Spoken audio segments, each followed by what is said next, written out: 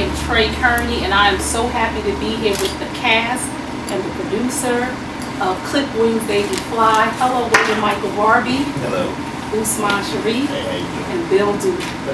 I just want to know how important this film was dealing with mental health for you. I have people in my family who suffer from this particular illness, and it was early in my life, and the way it was then, I think it's still that way now, we just struggle to put away. Yes. Not treated, but locked away and kind of housed. Yes. And what this film brings to the attention of our culture and others is that this is a disease that should be attended to. Yes. And these people are human beings, not just some castaways, they're human beings. They've done a brilliant job of humanizing the situation. And I'm very passionate about this because I have a son who's actually autistic, and people don't really, because he looks normal, people kind of sort of treat us like, you know, insurance companies and different things like that, act like he's not sick. What inspired you to do this movie, William? Well, I'm one who's been very open, only recent in the last couple of years, about my battles with mental illness.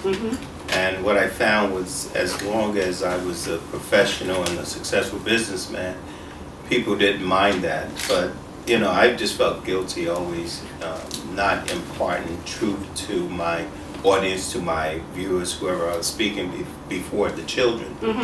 And often they look at us, and I remember being on a panel, and I just thought we as successful businessmen at that time was doing a disservice to the kids, but not preparing them for obstacles. So I felt it important through media to tell a story that was consistent to truth, that showed transparency, and that spoke to the fact that no matter where you are today, tomorrow you can be somewhere else, in spite of whatever obstacles are. Coming up with, as a person who has some stress and some struggles with mental illness, did you feel like in the Black community that you would be judged? I thought from the gate that I was judged. I always, as so many who live in silence, who battle mental illness, don't get it addressed. They don't seek professional help because of the stigmas associated with it. In 2013, I was appointed by the Governor's Council on Mental Health stigma to be an advocate for the state to try to eradicate the stigma by spreading information, educating the population within the state of New Jersey on the stigmas, so that we can eradicate those things, so people can have a face and be willing to partake and participate in the regular workforce. So it's important that we educate people as well. Yes, education is so important because people are really afraid of the mentally ill because they just think people are, and I hate to use the word crazy, but they characterize them as just crazy. And they just don't know what they've been through to get them to that point.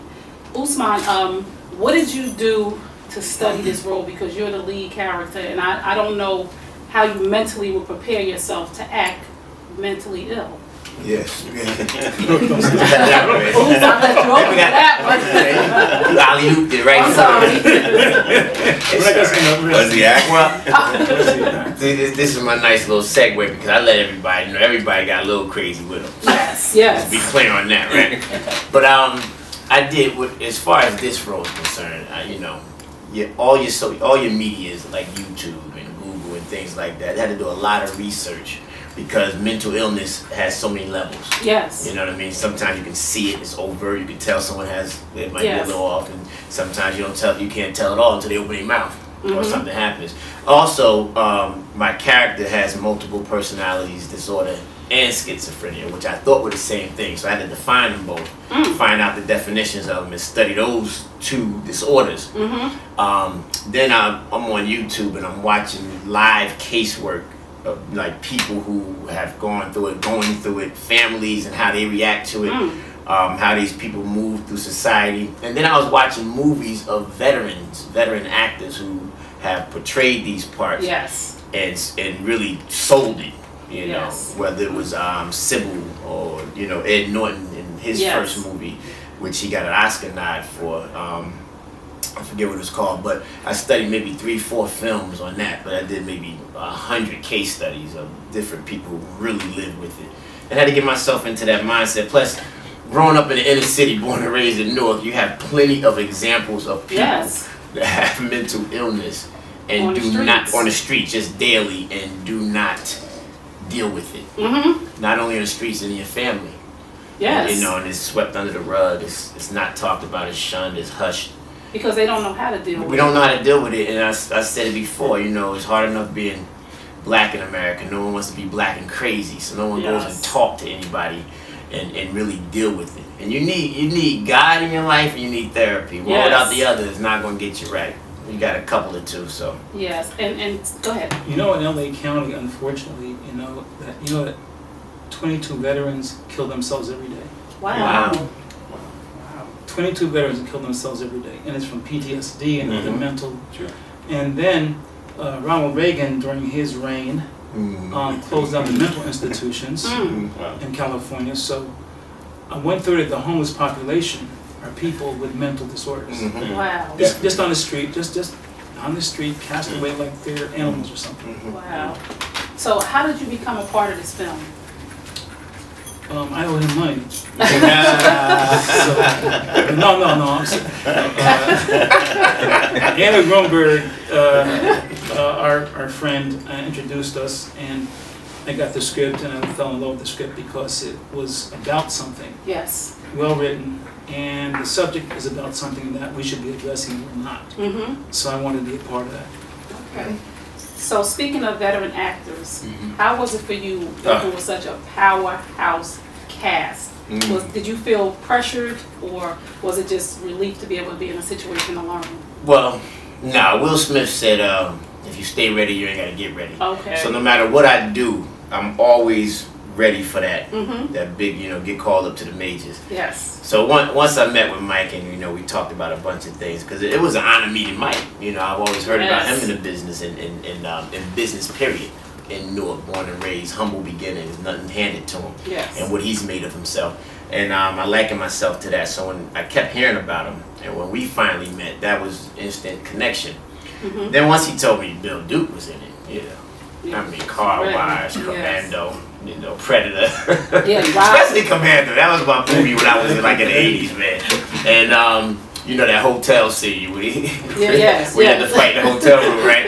And so to put myself, because I've worked, I've been blessed. Yes, I've been in, I spent 6 weeks with Spike Lee in Italy on his last film, or not last film, but a couple of films ago. And I've worked with some big names, but this was by far my highlight of my career. Yes. With this gentleman here, and he's funny. I don't know if y'all know this. Yes, he is. This guy is funny. Very serious. Oh, right. Yes. Look at him. And he's so down to earth. And Mike made a good point in the last interview how he's a legend, so everyone loves this guy. Everywhere we go on the street, and especially when we're in the interviews, and the people tend to want to talk about him and who he is in his career, because you can spend hours on that. And even we try to promote the movie, we like this. Yes, right. Just loving the story. Yes. And he always brings it back to the story. To the story, man. That takes a lot of decency and humility. And he's just a man of God, man. He's a great person. Thank you. And I thought about that when I came up too, because it is really an honor to sit next to you and all the things. And I asked my son, he said, well, where are you going? I said, well, I got to do some interviews. I got to go interview William Michael Barbee, Usman, Sharif, and Bill Duke. And my oldest son immediately knew who he was. And my 15-year-old said, Bill Duke? He said, no, who's that? I said, Predator. He's like, oh, yeah, I know. So it is hard to stay away from it, but I wanted to make sure we stayed on the subject. Just like I said, with me going through this, through the system, this is so important for me. So I always try to promote to help to bring awareness to mental illness. When you wrote the script, how did you pick the cast? Well, picking the cast was challenging. We had the casting calls over in New York at the Royal Airs Theater. We had hundreds of people show up on the weekends. We marketed through Backstage and other actors' magazines. And so we had a selection of many talented people. I'm sure. What was important for, particularly the main cast, the primary guys up front who are doing most of the work in the forefront, they needed to understand the illness and the impact, as well as the role in which they were playing. It's more than just acting. Yes. You have to live it. Yes. You have to be it. in order for you to allow the audience to receive you in a way where it's believable, you have to live it. And that's one of the things about Usman that I truly admire. J.D. Williams as well. Yes. It was just convincing. They played their roles. So picking the actors, I mean, it was challenging, but you know, that's where you get your legends and those people. Because what was important for me, and let me say this since we're talking about casting, it was important for me since I have, you know, I always learned years ago when you have the stage, it's important that you leave people with something. So yes. All my life as an adult, I've always come up with a phrase that says leave more than you take, Yes. which is an original phrase that came from my givings and the way I see life. But it's important that I take a Usman Sharif and put him against Bill Cobbs Yes. or Frankie Faison. Yes. It was important that the media see J.D. Williams, who's this cocky young prosecutor, but in his acting life he plays a thug. Yes. To put him in a suit and put him next to a Bill Duke. And whether in that week period of working together for those two, J.D. can learn something, the opportunity is there for him to learn. Yes. And the beauty is that, for me, it's important that I bring people together. Yes. And that's what one of my gifts is, bringing resources together.